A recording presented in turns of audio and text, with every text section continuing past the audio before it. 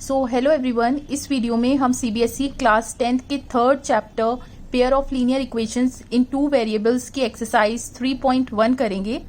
इससे पहले मैंने एक वीडियो बनाई है इसी चैप्टर की जिसमें मैंने थ्योरी डिस्कस की है कि pair of linear equations in two variables के सॉल्यूशंस क्या क्या होते हैं। उस वीडियो का लिंक मैं आपको डिस्क्रिप्शन में दे दूंगी, आप उस वीडियो को देख सकते हैं। बेसिकली इस एक्सरसाइज में आपको वर्ड प्रॉब्लम्स गिवन है और उन वर्ड प्रॉब्लम्स को आपको एल्जेब्रिकली और ग्राफिकली रिप्रेजेंट करना है, राइट।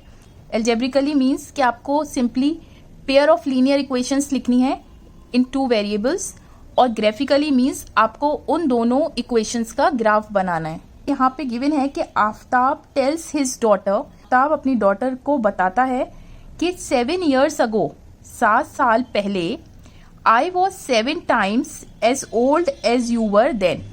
7 साल पहले मेरी एज जो थी वो आपकी एज के 7 times थी, राइट। तो अब वो क्या बात कर रहा है कि 7 साल पहले जिस पॉइंट ऑफ टाइम पर वो अपनी डॉटर को ये बात बता रहा है, एट प्रेजेंट हम ये एज्यूम कर लेते हैं कि आफ्ताब की एज जो है वो x ईयर्स है, ठीक है, और डॉटर की एज जो है वो y ईयर्स है, ठीक है। तो 7 साल पहले आफ्ताब की एज हो जाएगी, सिंपली प्रेजेंट एज में से 7 years माइनस कर दीजिए, ठीक है, और डॉटर की एज क्या हो जाएगी, प्रेजेंट एज में से 7 years माइनस कर दीजिए।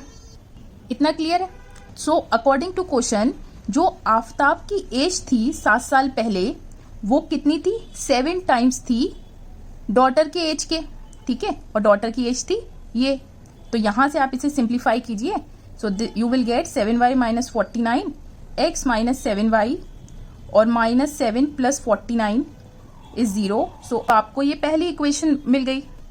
नाउ आगे उसने कहा कि ऑल्सो 3 years फ्रॉम नाउ, अब से 3 साल बाद, I shall be 3 times as old as you will be, अब से 3 साल बाद मेरी एज जो है वो आपकी एज के 3 times होगी, ठीक है। तो अब आप सबसे पहले क्या लिखेंगे कि 3 साल बाद उसकी एज क्या होगी, प्रेजेंट एज क्या थी, x ईयर्स, तो आफ्ताब की एज क्या हो जाएगी, सिंपली आप उसमें 3 साल ऐड कर दीजिए, तो x प्लस 3 years हो जाएगी। सिंपली प्रेजेंट एज में आप 3 साल ऐड कर दीजिए तो y प्लस 3 years हो जाएगी। Now according to question, means question में क्या गिवन है, सो आफ्ताब ने क्या कहा कि 3 साल बाद मेरी एज आपकी एज के 3 times हो जाएगी। तो आफ्ताब की एज क्या थी, आफ्ताब की क्या एज होगी 3 साल बाद ये, और वो कह रहा है कि मेरी एज जो है 3 times हो जाएगी आपकी एज की, और 3 साल बाद डॉटर की एज हो गई ये। अब इसे आप सिंप्लीफाई कर दीजिए, x plus 3 3y plus 9, so this is x minus 3y minus 6 is equal to 0। So this is your equation 2। Simple है, बस आपको अलजेब्रा की फॉर्म में लिखना था, मीन्स दोनों इक्वेशंस लिखनी थी, वो आपको मिल गई। अब नेक्स्ट आपको इन दोनों इक्वेशंस को ग्राफ पे रिप्रेजेंट करना है। तो देखिए हम जानते थे कि मैंने आपको थ्योरी में बताया था कि लीनियर इक्वेशंस इन 2 वेरिएबल हो या 1 वेरिएबल हो, हमेशा क्या होता है, एक स्ट्रेट लाइन होती है, ठीक है। तो एक स्ट्रेट लाइन ये होगी, दूसरी स्ट्रेट लाइन ये होगी, लेकिन एक स्ट्रेट लाइन ड्रॉ करने के लिए हमें कम से कम क्या चाहिए होते हैं, 2 पॉइंट्स चाहिए होते हैं। So now first of all हम इस लाइन का ग्राफ बनाते हैं। तो देखिए 2 पॉइंट्स हम कैसे सिलेक्ट करेंगे, तो आप अपने से कोई x की वैल्यू सिलेक्ट कर लीजिए। मैं कह देती हूँ कि x को हमने 0 ले लिया इस इक्वेशन में, x 0 हो गया तो हमारे पास क्या बचा, minus 7y plus 42 is 0, so minus 7y is minus 42, so y is equal to 6, ठीक है। अब आप अपने से y की कोई भी वैल्यू ले लीजिए। तो अगर मैं y को 5 ले लूँ यहाँ पर तो ये हो जाएगा x minus 35 plus 42 is equal to 0, तो x is equal to minus 7। y को आपने क्या लिया था 5, x आ गया माइनस 7। तो देखिए पॉइंट्स हमें क्या मिल गए, सबसे पहले हम x कोऑर्डिनेट लिखते हैं तो 0 6, और दूसरा पॉइंट मिल गया हमें माइनस 7 और 5। अब आप प्लॉट करिए, 0 6 क्या हो जाएगा, ये वाला पॉइंट, ठीक है, y एक्सिस पे x कोऑर्डिनेट क्या होता है, 0 होता है, तो 0 6, और माइनस 7 5, माइनस 7 और 5 मीन्स ये वाला पॉइंट है, ठीक है, तो माइनस 7 5। इन दोनों पॉइंट्स को ज्वाइन कर दीजिए, और आपको ये यहाँ पर जब आप लाइन ड्रॉ कर लें तो आपको लिख देना है कि ये किस इक्वेशन की लाइन है, इसकी, ठीक है। अब सिमिलरली नेक्स्ट इक्वेशन को देखते हैं। तो आपको 2 पॉइंट्स चाहिए, आपने लिया x वाई, एक बार x को 0 रख दीजिए, तो x को 0 रखेंगे तो क्या आया, -3y - 6 is 0, so -3y is 6, तो यहां से y आ गया -2। ठीक है, अब आप y को 0 रख दीजिए, y को जब आपने 0 रखा तो x आएगा +6, तो पॉइंट हो गए आपके पास 0 - 2 और दूसरा पॉइंट हो गया 6 0। नाउ 0 - 2, एक तो पॉइंट आपको ये मिल गया और दूसरा 6 0 मीन्स 6 और y कोऑर्डिनेट 0 है, मीन्स ये पॉइंट यहीं पर होगा। तो अब आप इन दोनों पॉइंट्स को ज्वाइन कर दीजिए। तो ये लाइन किस इक्वेशन का ग्राफ था? अब आप यहाँ से ये देख सकते हैं कि दोनों लाइंस जो हैं उनके बीच का जो डिस्टेंस है वो कांस्टेंट नहीं है। ठीक है, यहाँ ज़्यादा है और ये कम होता जा रहा है, तो आगे जाके ये कहीं पर इंटरसेक्ट करेंगी, तो आप लिख सकते हैं कि ये दोनों जो हैं वो इंटरसेक्टिंग लाइंस हैं। सिंपल है। इस क्वेश्चन में गिवन है कि एक कोच है क्रिकेट टीम की, ये 3 बैट और 6 बॉल्स खरीदती है 3900 की। ठीक है, now later she buys another bat, उसके बाद वो फिर से एक बैट खरीदती है और 3 बॉल्स खरीदती है ऑफ द सेम काइंड। इस बात पे ध्यान दीजिए, of the same kind means उसी टाइप की जो उसने ऊपर खरीदी थी बैट और बॉल, दोबारा से खरीदती है एक बैट और 3 बॉल, लेकिन अब की बार वो ₹1300 की खरीदती है दोनों चीजें। ठीक है, तो देखिए हम यहाँ पर ये कह रहे थे कि let the price of bat be X rupees. ठीक है, और हम कह देते हैं कि एक बॉल की जो कॉस्ट है वो Y रुपीज है। तो आप फर्स्ट सेंटेंस के अकॉर्डिंग 3 बैट खरीदे थे तो कॉस्ट कितनी हो गई 3x। ठीक है, और 6 बॉल्स खरीदी थी तो बॉल्स की कॉस्ट क्या हो गई 6 × Y, क्योंकि एक बॉल की कॉस्ट Y है। ठीक है, और टोटल इन दोनों की कॉस्ट हो गई 3900। तो ये तो इक्वेशन 1 आ गई। अब आप देखिए अगर आप 3 कॉमन ले लें यहाँ से तो आपको मिलेगा दिस 1300, तो हमें सिंपलेस्ट फॉर्म में लिखनी होती है। ठीक है, तो दिस इज इक्वेशन 1। अगर आप सिंपलेस्ट फॉर्म में ना लिखते, इतना भी छोड़ देते, तब भी ठीक ही था। नेक्स्ट आपको गिवन है कि उसके बाद वो एक बैट और 3 बॉल खरीदती है of the same kind. Same kind का ये मतलब है कि जो ऊपर बैट और बॉल खरीदी तो उसकी हमने जो कॉस्ट ली थी ना X और Y, वही कॉस्ट रहेगी क्योंकि वो सेम तरह की है। ठीक है, तो दूसरी सिचुएशन ये हो गई कि एक बॉल की कॉस्ट की, एक बॉल है तो ये हो गया, इसकी कॉस्ट हो गई X, 1 × X plus 3 × Y is equal to, total cost आ रही है 1300।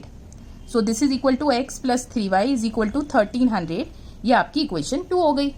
अब आप सिंपली इनका ग्राफ ड्रॉ करिए। सो फर्स्ट ऑफ ऑल पहली इक्वेशन कंसीडर करते हैं, तो 2 पॉइंट्स हम इसके कैसे लिखेंगे। पहले x को 0 करा तो y आ गया यहाँ से सिंपली 650। ठीक है, और फिर y को अगर आप 0 करते हैं तो x आ जाएगा 1300। तो आपके पास 2 पॉइंट्स कौन से आ गए, 0, 650 एंड 1300, 0। सिंपल। अब हम दूसरी इक्वेशन के पॉइंट्स निकालते हैं। तो यहाँ देखिए अगर हम x को 400 ले लें तो y क्या हो जाएगा 3y is equal to 1300 - 400 that is 900 and y is equal to 300। ठीक है, और अगर हम y को 0 ले लें तो x क्या हो जाएगा सिंपली 1300। तो यहाँ से 2 पॉइंट्स आ गए 400, 300 और 1300, 0। अब इन पॉइंट्स को ध्यान में रखते हुए आप स्केल चूज कीजिए। तो मैं ले लेती हूँ कि 1 सेंटीमीटर हमारा 200 के बराबर है। x कोऑर्डिनेट 0 होता है और 650, तो यहाँ कहीं एक पॉइंट हो जाएगा। ठीक है, और दूसरा पॉइंट है 1300 मीन्स यहाँ इसके सेंटर के बीच में होगा और 0, तो इन दोनों को आप ज्वाइन कर दीजिए। ये लाइन किस इक्वेशन का ग्राफ था वो भी लिखिए आप। ये इस इक्वेशन का था तो लिख दिए x + 2y is equal to 1300। अब ये पॉइंट्स देखिए 400 यहाँ पे आ रहा है और 300 मीन्स 300 यहाँ कहीं आएगा। ठीक है, तो ये पॉइंट्स मिल गए, एक पॉइंट ये मिल गया और दूसरा पॉइंट क्या है 1300, 0, दूसरा पॉइंट यही है, तो इन दोनों को ज्वाइन कर दीजिए। अब ये वाली लाइन किस इक्वेशन का ग्राफ था, इस वाला, तो आप लिख दिए x + 3y is equal to 1300। तो आप देख रहे हैं ये दोनों लाइंस क्या हैं, intersecting. Simple. So last question of this exercise says कि cost of 2 kg apples and 1 kg grapes on a day was found to be ₹160। एक दिन 2 kg एप्पल्स और 1 kg ग्रेप्स की कॉस्ट क्या थी 160। ठीक, आफ्टर अ मंथ, एक महीने बाद, cost of 4 kg apples and 2 kg grapes means 4 KG apples और 2 केजी ग्रेप्स की कॉस्ट क्या हो गई 300। तो इस सिचुएशन को आप इक्वेशन के फॉर्म में लिखिए। तो सबसे पहले हम क्या करते हैं, मान लेते हैं कि एप्पल्स की कॉस्ट x रुपीज है और ग्रेप्स की कॉस्ट y रुपीज है। यहाँ पर आप लिखिए कि 1 केजी और 1 केजी ग्रेप्स की कॉस्ट जो है वो ये है। नाउ क्वेश्चन में गिवन है कि 2 केजी सेब्स की कॉस्ट, तो 1 केजी की अगर x है तो 2 केजी की क्या हो जाएगी 2 into X plus 1 into y। Total cost क्या है रुपीज 160। तो इक्वेशन क्या हो गई 2x plus Y is equal to 160। This is your equation 1। Second equation में गिवन है कि cost of 4 KG means 4 into X plus 2 into Y. Total कितना है 300। ठीक है, अब 2 कॉमन आ सकता है तो आप यहां से कॉमन ले लिए 2x प्लस वाई और 300 को 2 से डिवाइड कर दीजिए। सो this is your equation 2। Simple. Now अब इस वाली इक्वेशन का ग्राफ बनाना है तो आप पॉइंट्स लिखिए। ठीक है, तो y क्या आ जाएगा यहाँ पर सिंपली 160, और अगर y को 0 कर दें इस इक्वेशन में तो x क्या हो जाएगा 2x इज 160, तो x हो गया 80। सिंपल। तो पॉइंट्स आपके पास हो गए 0 160 और दूसरा पॉइंट हो गया आपके पास 80,0। अब इस इक्वेशन के 2 पॉइंट्स आप लिखिए। अगर आपने x को 0 करा तो y हो गया 150। ठीक है, और y को 0 करा तो x हो गया सिंपली ये। तो पॉइंट्स हो गए 0, 150 एंड 75, 0। सिंपल। सो सिंपली अब इन पॉइंट्स को देखते हुए हम स्केल चूज कर लेते हैं। अगर हम इसको ले लेते हैं 10, 20, 30, देखिए 0 और 160, तो ये एक पॉइंट आपको ये मिल गया। दूसरा पॉइंट है 80 और 0, 80 और 0, तो इसे ज्वाइन कर दीजिए। सो ये लिखना जरूरी है कि ये स्ट्रेट लाइन किस इक्वेशन का ग्राफ है, इस वाली इक्वेशन का ग्राफ है। तो लिख दिए 2x plus Y is equal to 160। 150 आएगा यहाँ पर। ठीक है, और 75 इसके बीच में आएगा 75, 0, इन दोनों को ज्वाइन कर दीजिए। और ये स्ट्रेट लाइन किस इक्वेशन का ग्राफ था, इस वाली इक्वेशन का। तो आप लिख दिए 2x plus Y is equal to 150। दोनों लाइंस क्या हैं, पैरेलल लाइंस हैं। इस एक्सरसाइज में इतने ही क्वेश्चंस थे। So that's all for this video. अपनी नेक्स्ट वीडियो में मैं कंडीशंस ऑफ कंसिस्टेंसी डिस्कस करूंगी, इसी चैप्टर का ये टॉपिक है। सो उम्मीद करती हूँ कि ये क्वेश्चंस आपको समझ आए होंगे, वीडियो अच्छी लगी होगी। अगर वीडियो अच्छी लगी तो प्लीज वीडियो को लाइक कीजिए, शेयर कीजिए और चैनल को सब्सक्राइब कीजिए to stay in touch with more such updates. Till then take care, stay safe.